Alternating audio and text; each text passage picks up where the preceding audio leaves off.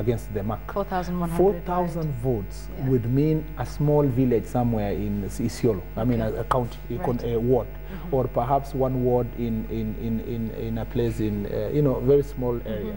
That means every vote counts in this country. And so even going forward, I don't think even politically any president would want to just ignore any person. Okay, because 5 million plus votes for Raila Odinga and of course of the others. Yes. So yes, indeed, I think it would be foolhardy for him to think he's got the sweeping majority and by 2 or 3 million votes. Okay, important for you to mention and to clarify about that. Now, before we go into the politics of it, because like I told you, you're now a politician, so we have to discuss politics at some point. But let's just talk about the role of the citizen, the ordinary citizen, in terms of engaging with this new form of government. We've talked about the roles of the governor and of the Senate, but let's talk about, so as the average Kenyan, what are your expectations of me? What are your expectations of the citizens of Elgeyo Marakwet? First of all, you don't do an election and sit back and say, yeah, we have achieved, we have the senator, let me sit back. And by the way, there are some people who talk about their leaders as though it is a trial. That I have elected you, now let's see if you can deliver. Yes, you go and do it. The Constitution and the various legislation expect here a joint process. That is, public participation is very important. If you look at the County Government Act, there's a whole chapter dedicated to public participation. And one of the mechanisms of public participation is that there should be deliberate and continuous consultation between county government and the citizens and the national government and the citizen. So I expect the first of all the citizens to continuously put the government to checks. For them to do that, you have to do civic education. Civic education must continue. Already, in the Act, it was put in the Ministry of Justice. However, I mean, if the new government comes down to structure ministries, whichever ministry is allocated that function must expedite the process of civic education, and that's where also civil society organizations have contributed a lot. So the more educated the population, the more hard-working the county government will do. Indeed. And I think that process needs to work together. Two is that citizens also must not just see themselves as though they are prefects of a county government, but also they must give suggestions. And that's why, as I was saying, when we do the strategic plan complete, many counties have draft strategic plans, which were initially put in place by various groups, some of which were parallel.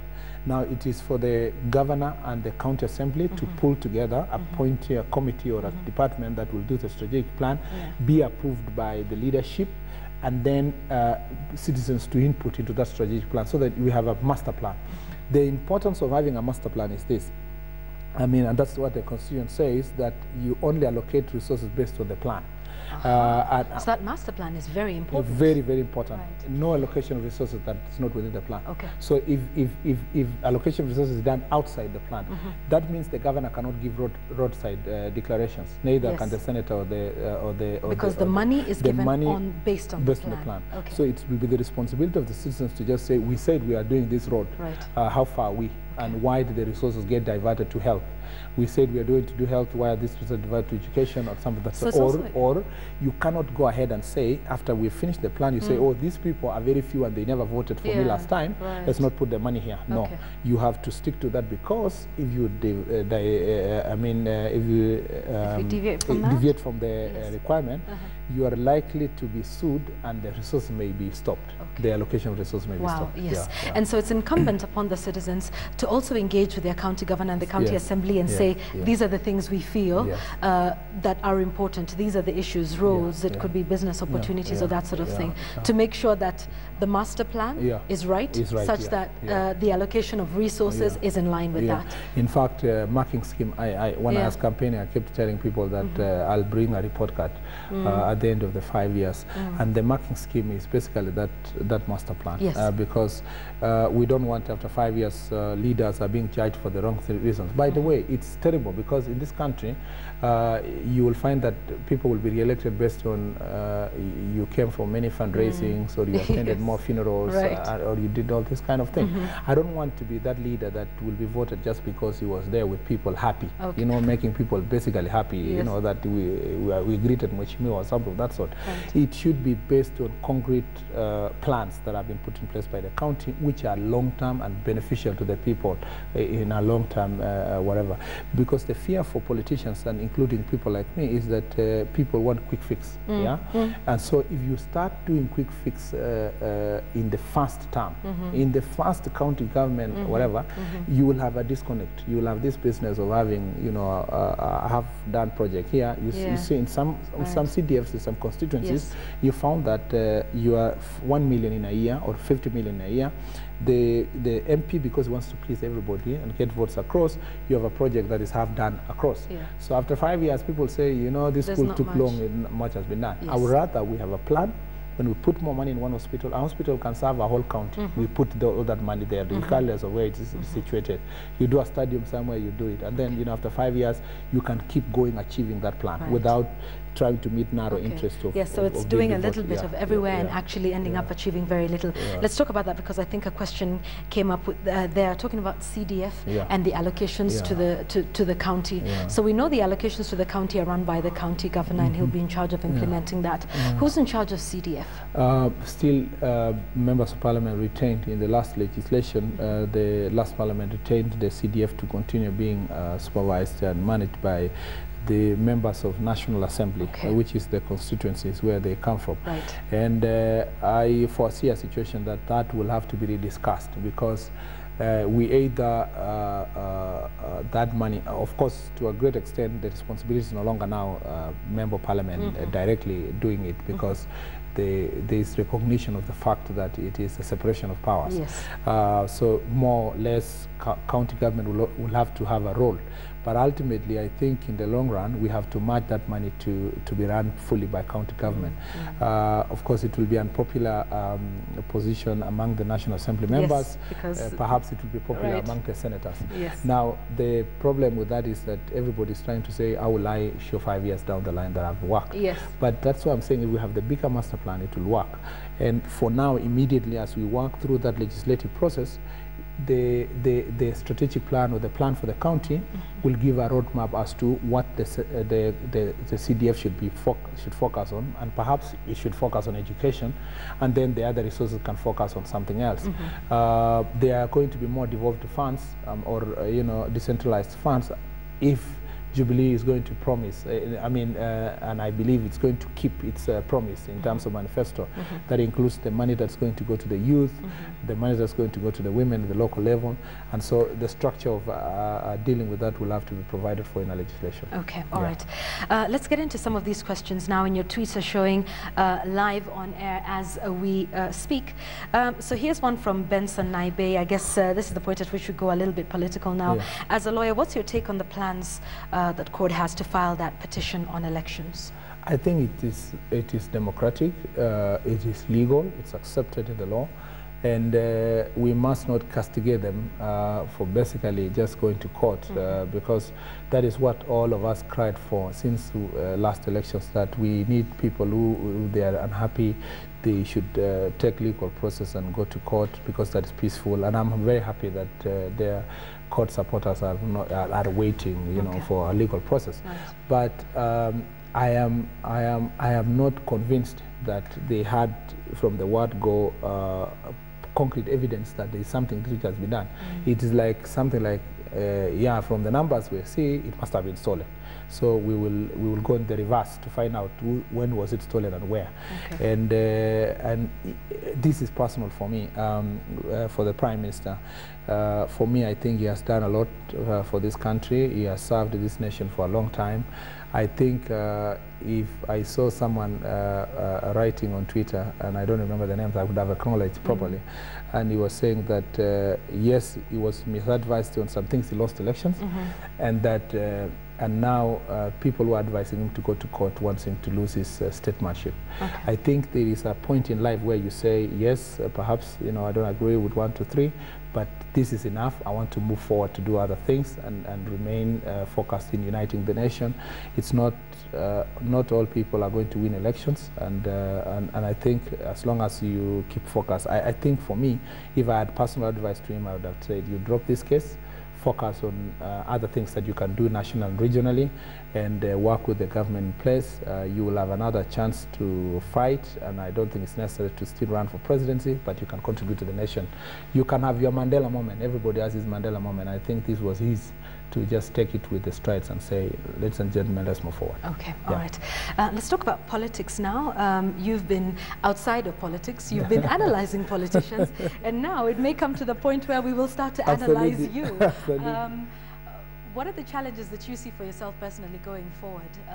It's a lot easier when you're on the outside and to see how it's done. Political intrigues are something else, and we know about that. But getting in and, you know, being a part of it, the campaign period, and of course now getting down to work.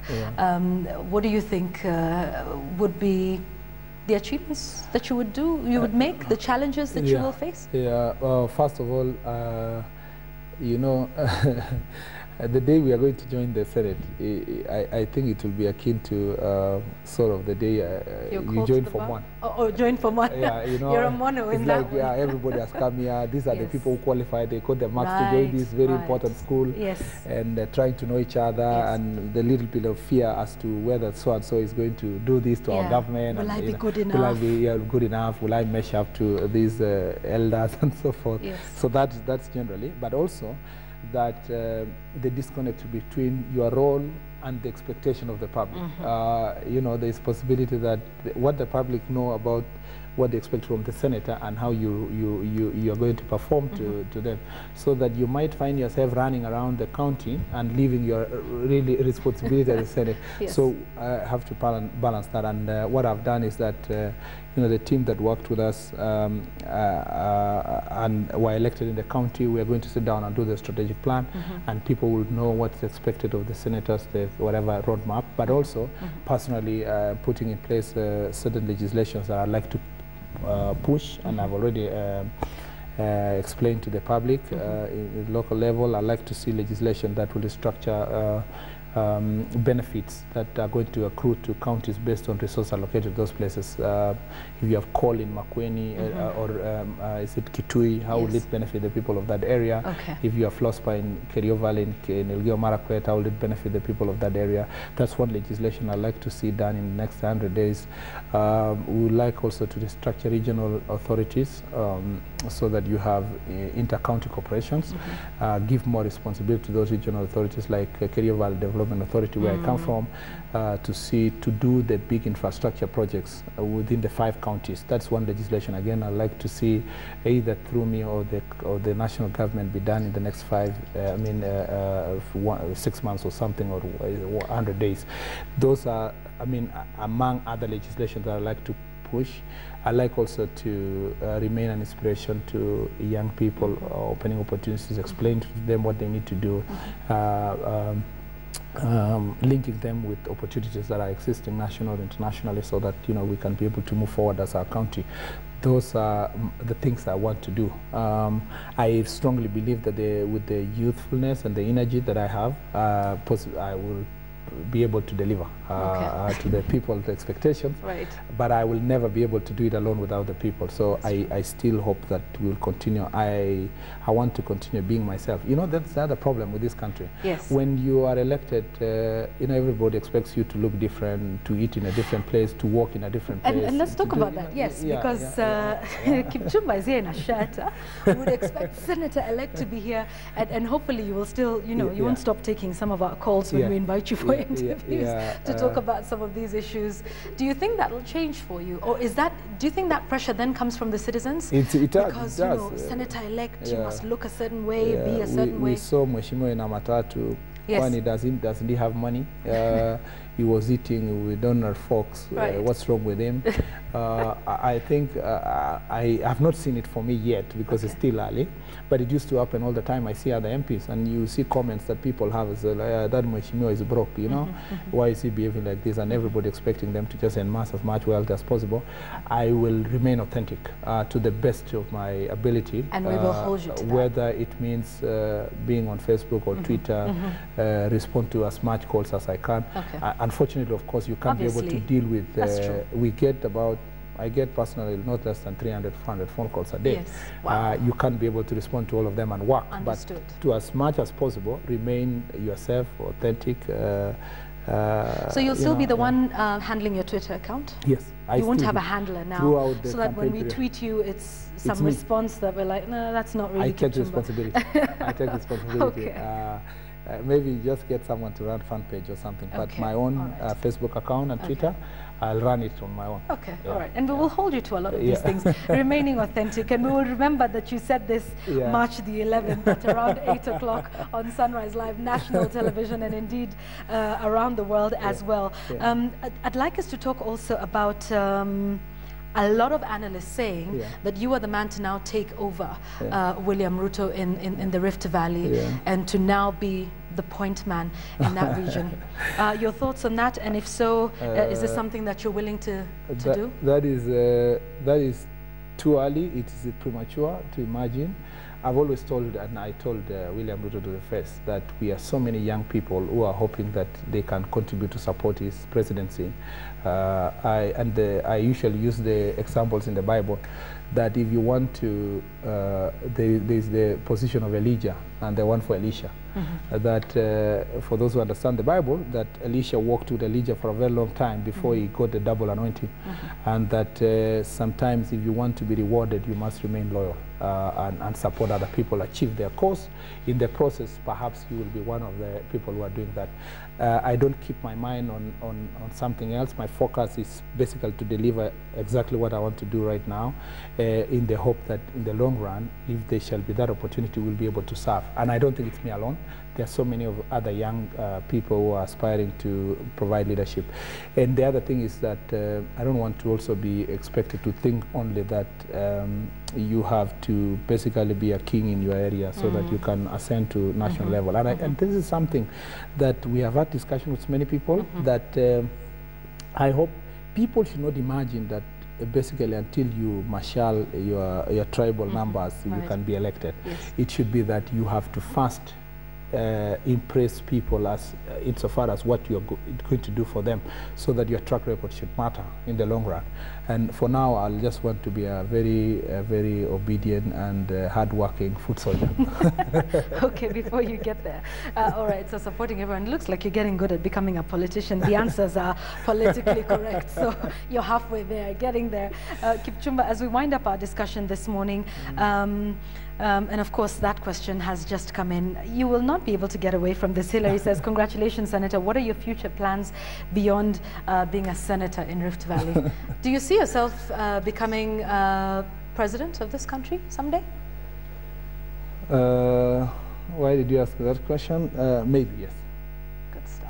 All right, you heard that here first. Hopefully 10 years or so from now, we would, get to see you running for president. Okay, finally, just as we leave this discussion, just your final words, not just to the people of Elgeyo Marakwet, but to people in all counties who have much expectations from their senators, from their governors, and from this new dispensation that we're seeing. Kipchumba. My call is that let's work as a team. I look forward to a parliament, National Assembly and Senate, that will work beyond their political party affiliations, that will not work to undermine but to cooperate with the state. I look forward to citizens who are going to assist their leaders to achieve their objectives. I look forward to being one of those leaders that is going to listen to the people and accept corrections and rebuke, so that we are able to move forward as a people, but also as a nation. I hope that all of us will put aside our personal gain. I hope that my citizens will not demand that we should benefit at the expense of another country, that all of us will look at the national benefit, and we are telling each other. I really look forward to a situation where everybody will be asking, you are in Murang'a and you are asking, why is Turkana not developed? Right. You are in Elgeyo Marakwet and asking, why is Homa Bay not developed? You are in Makueni and asking, why is Kilifi not developed? I mean, the essence of saying that we have to look at our nation as a whole and move this country, forward. Okay, all right. Kipchumba, thank you very much for your time this morning. It has been great. Of course, enlightening us on what to expect from your end and also from us as the citizens. And and congratulations once again, and wish you all the best. Speaking to Kipchumba Murkomen, who is the senator-elect for Elgeyo Marakwet County, talking about just helping us understand this process and unraveling that, and has had a lot of good stuff to say on the show. We'll be tweeting that later. Remember, if you catch him on Twitter, he promises to be that authentic leader and to continue to do that. Thank you for your tweets. Sunrise Live continues. We carry on talking about the elections, but this time taking a look at it from a different point of view. A lot of people still can't get to sleep. A lot of us still can't get to normal life. I think traffic is just beginning now. So we're taking a look at the psychology of elections now. You know, what happens in the run-up to it? Of course, at that point, we're forced to choose. But how do we now get back and say, okay, election's over, done and dusted. Let's move back into normal life. And we'll also talk about a reaction on Twitter to several issues, including Obama's speech. So keep your tweets coming in on that. We will be speaking with Ken Oko, a sociologist from the University of Nairobi, after this short break on Sunrise Live. Do stay with us.